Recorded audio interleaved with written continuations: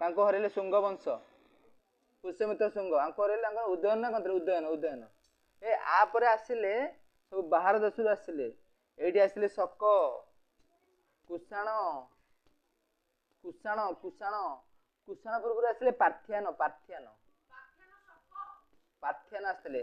ଆଙ୍କର ରାଜା ନା ଥିଲେ ଡେମିଟ୍ରିୟସ୍ ଡେମିଟ୍ରିୟସ୍ ନା କଣ ଥିଲେ ଡେମିଟ୍ରିୟସ୍। ଡାରିୟସ୍ ୱାନ୍ ପ୍ରଥମେ ଆସିଥିଲେ ଡାରିୟସ୍। ଇଏ ଡେମିଟ୍ରିୟସ୍ ଡେମିଟ୍ରିୟସ୍ ଆସିଥିଲେ ପ୍ରଥମେ ଆସିଥିଲେ ଡେମିଟ୍ରିୟସ୍ ଡେମିଟ୍ରିୟସ୍ ଆସିଥିଲେ ଡେମିଟ୍ରିୟସ୍ ଆସିଥିଲେ।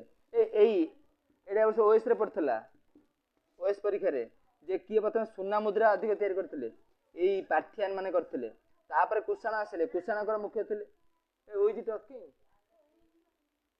ଆଉ ସେ ଖବର ସେଥିରେ କୁଷାଣ ମାନଙ୍କର ମୁଖ୍ୟ ହଉଛି କିଏ କହିଲେ ଆଙ୍କର କୁଷାଣ ମାନଙ୍କର ଥିଲେ ଆମର ଏଇ ଯୋଉ ହର୍ଷ ନା କଣ ଥିଲେ ତାଙ୍କ ନା କନିଷ୍କ କନିଷ୍କ କନିଷ୍କ।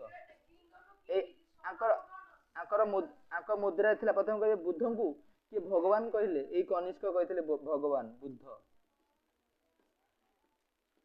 ବୁଦ୍ଧଙ୍କୁ ଭଗବାନ କହିଲେ ଏଇ କନିଷ୍କ। ତାପରେ ଆସିଥିଲା ଶକ ବଂଶ ତାପରେ କୁଷାଣ ବଂଶ।